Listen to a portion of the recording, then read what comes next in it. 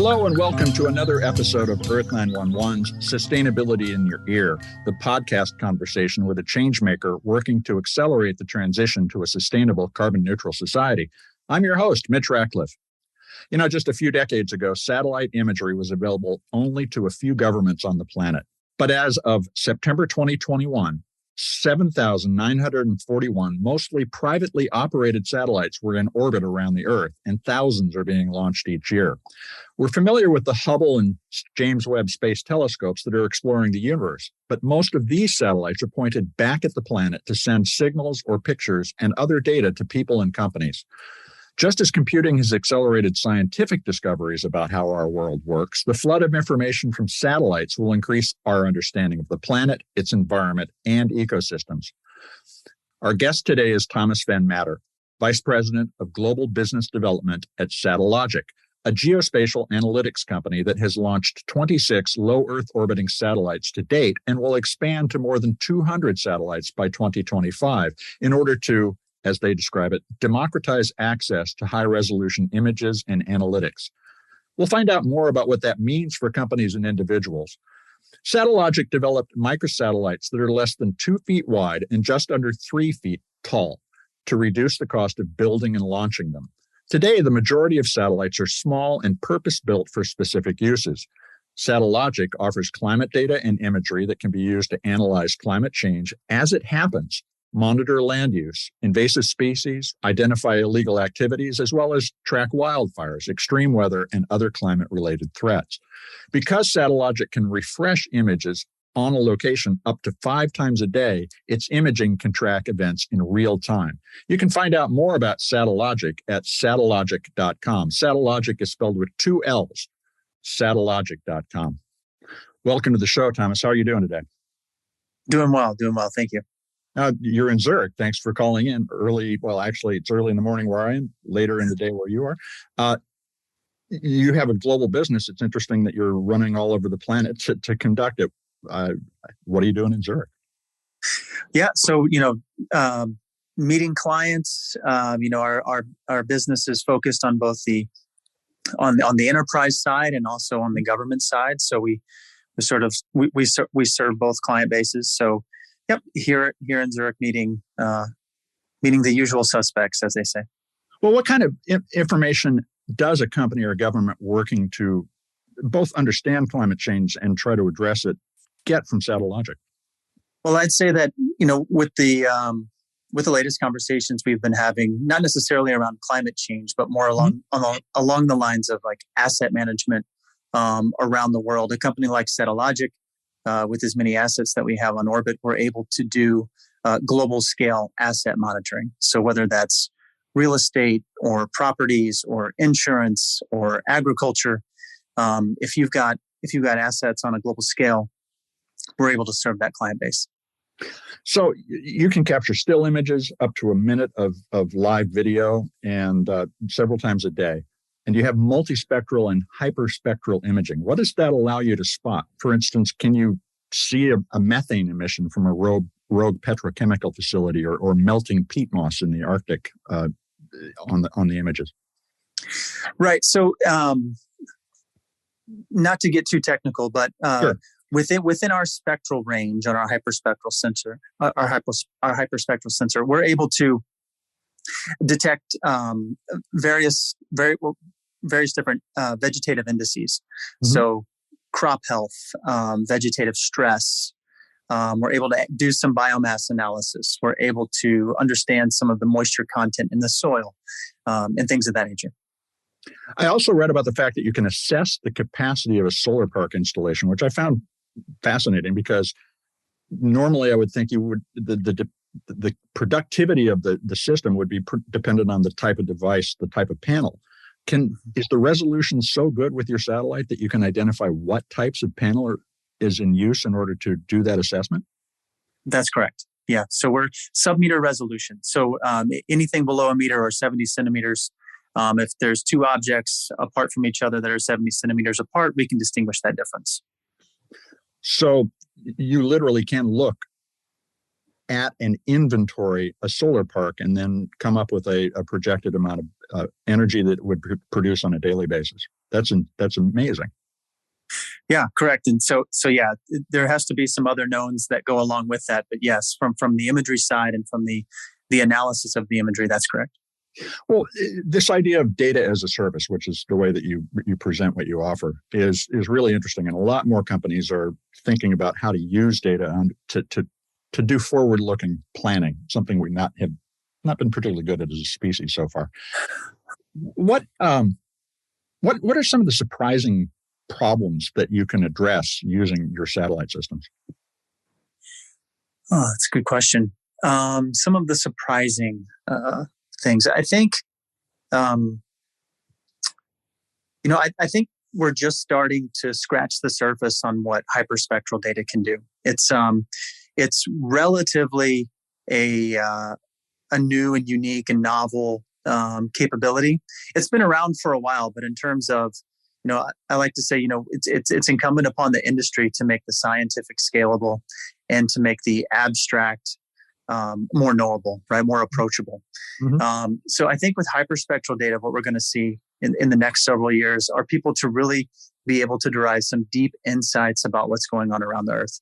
So you brought up methane detection earlier. I would say that, hyperspectral will have a role to play in methane detection, and it'll also have a role to play in various forms of biomass identification, but also on large scale infrastructure. Like there are some parts in the electromagnetic spectrum where you can identify oxidation. So rust, for example, so you can determine whether or not the infrastructure is rusted out. Wow. And needs to be replaced in remote areas, or if it's healthy. So and the other thing that the pandemic brought to light was supply chain. So being able to analyze entire supply chains on a global scale. That was I wouldn't say it was a new application, but it was certainly an application that was brought to light. So essentially, the satellite can replace the need to send people out to manage or track that infrastructure, or something else. Like we don't need somebody in a fire tower anymore. They can get that information from a satellite 5 times a day. That's right. And that's really where the unit economics come in. So when you can produce satellites at scale, and you can sell satellite image, pass on those cost savings to the consumer, it no longer makes sense to put someone in harm's way out in remote areas where it's dangerous to do so, or where it's economically viable to explore alternative solutions. Well, and that brings me to the question about how do you democratize what your site describes as the next information utility, satellite imagery. Mm-hmm. Who is the target audience? You mentioned governments and companies, but is it possible that, for instance, a farmer could get a daily view of their fields to assess how much water they're using? I think that's the trajectory for the industry. I think we will be moving from a B2B model or a B2G model to a B2C model, where consumers will be able to not necessarily know exactly what they're seeing in the image or why it's important, sure, but the ecosystem will be able to provide that, where imagery providers will partner with other folks in their ecosystem to provide those analytics on top of the imagery so that the layperson can make sense of what they're seeing. And what's the time frame for that kind of trajectory? Are we talking about something that will be a commonplace in 10 or 15 years? I believe so. I believe that's the trajectory of the market. And I think it's incumbent upon, our industry to make that happen, right? Mm-hmm. Well, in fact, I was at a climate tech meetup last night talking to somebody who is working with satellite imagery and wants to try to address a whole range of problems. It's interesting. We're following the same trajectory that the computing industry did. You build the core capability, and then you layer in different forms of analytics and interpretation on the data that the platform produces. How does Satellogic engage with the developer or the analytics market in order to help them articulate the information you're collecting in various valuable ways? Yeah, I like that question because we Satellogic, our philosophy, we really stick to it, is that idea of democratizing data. And you can't democratize data and get it in the hands of the many by having restrictive licensing models. And so what we've done is we've kind of taken that restrictive licensing model away. And so we encourage the ecosystem to grow. And I think that's how you create a larger TAM, right? Your addressable market. It is by relaxing some of those licensing restrictions so that you can get data in the hands of those that can produce those analytics on top. And then further, when they develop either algorithms or derivatives or value-added services, that they can then disseminate those or distribute those to the masses. So when you get an image from Satellogic, obviously there's a picture, but there must be a great deal of other data from the multispectral perspective that's embedded in the image for analysis? Yeah, and it depends on the processing level, right? So there's various types of metadata that come along, with the data, and a lot of our value-added service providers, can run their algorithms on the imagery, using the data stack, but then also, create value-added services on top of the images themselves. We're going to talk a little more about the end of life of satellites later, but right now it occurs to me that in the 12 years since Satellogic was founded, that the type of imagery and data that can be captured has changed pretty radically. Is this a bigger business than the founders anticipated? And how much has the technology changed around your satellites or within your satellites over the course of the last 12 years? Yeah, so I think, the founders set up the company to precisely do exactly what we're trying to do right now, right? Okay. Democratize access to satellite data. I think in doing so, what we found is, being able to quickly and efficiently build low-cost satellites, it inherently reduces our R&D cycles. Because we're producing so many satellites, we're able to adopt and implement new technology about every 9 months. Or when you look back in time, you'll see that with every launch, we're either testing or implementing something new with our satellites. So I would say it is a constant evolution or a constant upgrade in technology. This is fascinating. I want to take a quick commercial break, and we're going to be right back to continue the conversation.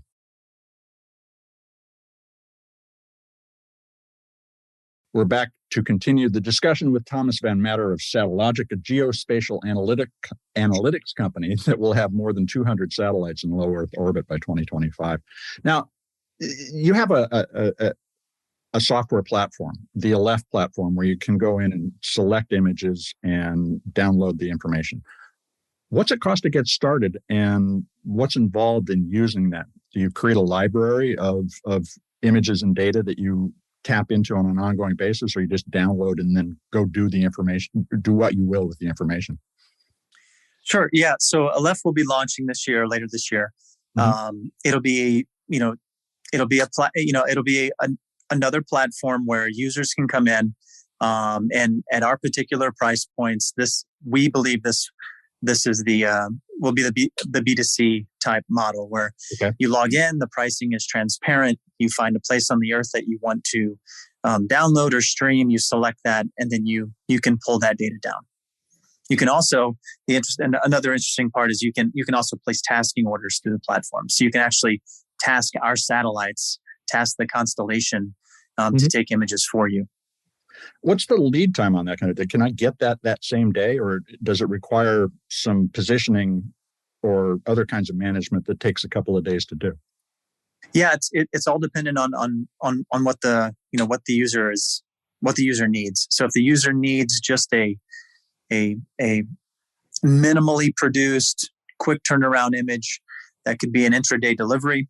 If it's produced, in industry speak at a level 1, level 2, or level 3, the processing times are longer, just depending on the level of production needed. So, and what does it cost? I mean, is this an expensive undertaking for an organization at this point? And I guess the question is, what's expensive? Right. Well, I mean, our price points are going to be the most affordable in the market. That is for sure. I would say, legacy prices ranged between, $70 a square kilometer down to $30 a square kilometer. And we're going to be an order of magnitude cheaper than that. Okay. Wow. So really almost anybody would be able to get that picture or that data set for a very affordable price. Now, one of the things your site talks about is that you're working to enable communities, particularly underserved communities, to afford tracking.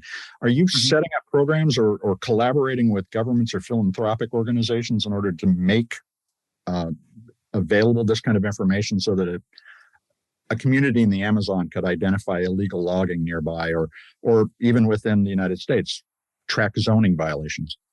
Yeah, absolutely. We are partnering with NGOs around the world to solve problems precisely like the ones you mentioned.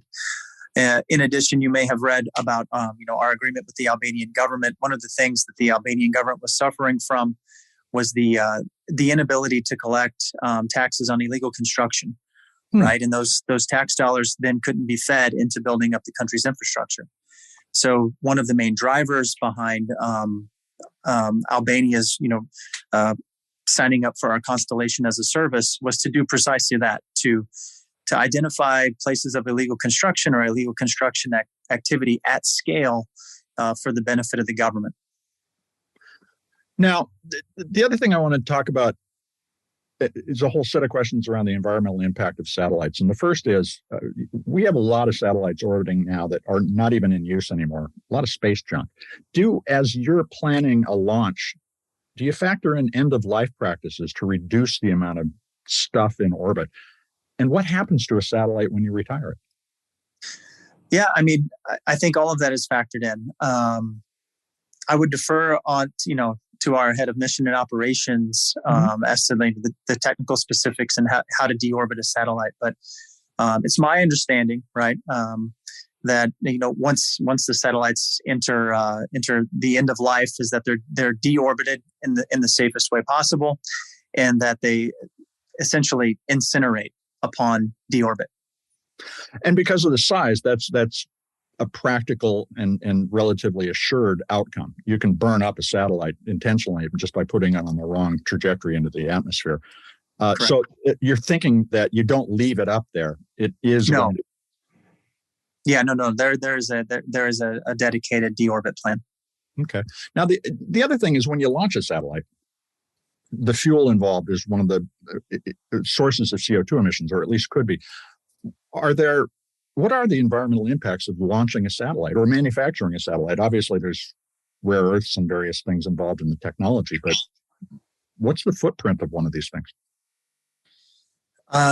That's a good question. I would have to defer to the folks within the company that know the answer to that. I don't have that answer for you. Okay. Has the company set its own zero emissions goals? Are you working towards a net zero target date? And how are you doing? Absolutely. In fact, our CEO will be at COP27 in November and make that announcement. Okay, great. Now, we'll obviously be interested to follow that. Are there clean fuel technologies or other technologies that will reduce the environmental impact of satellites? Are you aware of conversations about that? It must come up in sales conversations, for instance. To be honest, it hasn't to date. Really? Yeah, not with any customers that that we've had that I'm privy to. So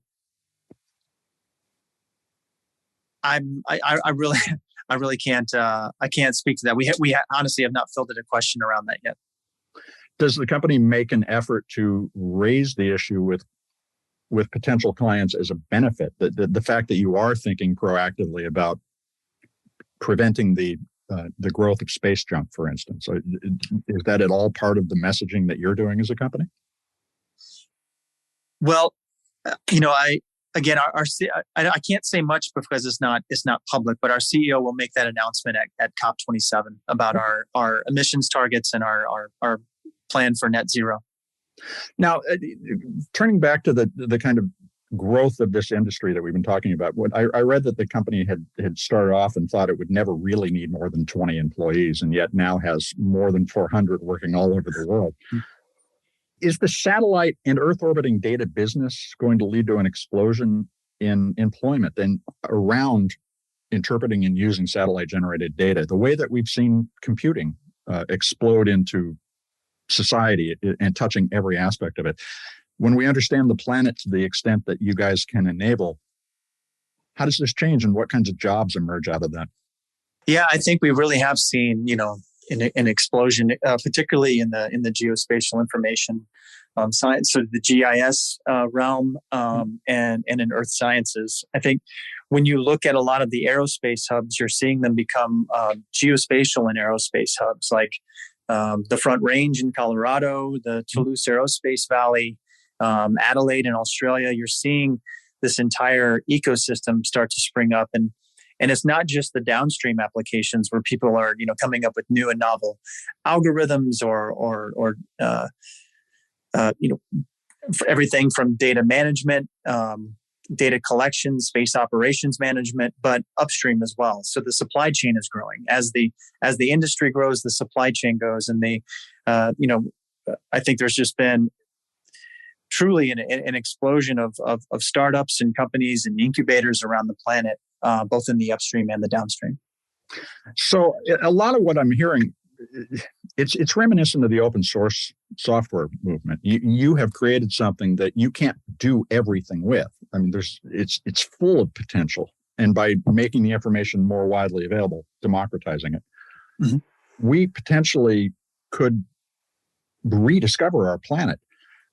What kinds of jobs would you recommend somebody, a young person listening to the show, think about pursuing if they want to take advantage of what that represents as an opportunity? I think there's, for the foreseeable future, there's not going to be a surplus of data scientists. So I think data scientists are going to be in high demand. And then particularly with, finding your niche within data science. So is that Earth data science? Is that atmosphere data science? Is that, geological data science? I think a lot of those, those different disciplines are going to be in high demand, particularly as, ESG strategies and CSR strategies are becoming, par for the course with the Fortune 500, with government mandates, through the CO, all of the COP initiatives and the UN initiatives, where climate is going to be front and center for the foreseeable future. So in a lot of the information that is going to feed a lot of the decisions is going to be grounded in the data science, and particularly data science from Earth observation data. Thomas, I want to thank you for taking time to talk with us today. How can folks follow along with what Satellogic is up to? Yeah, so you can go to satellogic.com. You can go there. You can go to info@satellogic.com to contact our team. I would also recommend following us on LinkedIn, where a lot of our updates are posted. Well, thanks very much. You have a great afternoon. Thank you, Mitch. Appreciate it. We've been speaking with Thomas VanMatre, Vice President of Global Business Development at Satellogic, and you can learn more about Satellogic at www.satellogic.com. And Satellogic is spelled with 2 L's, by the way. Like computing, satellite imagery and data is transforming how and when we interact with the environment. Just being able to observe the planet conveniently allows humans to respond more quickly to emergencies, but it's the ongoing data collection that changes fundamentally how we prepare for and manage our response to climate change. And it's going to be a remarkable industry to work in. Like computing, it's going to creep into every facet of our lives. And it's also encouraging to hear that Satellogic is planning about its approach to retiring satellites rather than just leaving them in orbit with the more than 27,000 pieces of human-made debris, the space junk left from the first 2 generations of space exploration. Maybe, just maybe, we can do a better job going forward. But it's going to be incumbent on the space industry to continually improve its environmental impact, which means that we will need innovations in fuels and launch technology, and perhaps even a way to capture and recycle the components of satellites rather than letting those rare earths and other valuable materials burn up in the atmosphere. We'll continue to track the story at Earth911. I'd deeply appreciate it if you would take a few minutes to share this show with your friends, family, neighbors, your coworkers. You're the amplifier that spreads ideas that will lead to a more environmentally responsible future. So please let folks know that they can find sustainability in your ear on Apple Podcasts, Spotify, iHeartRadio, Audible, and other fine purveyors of podcast goodness.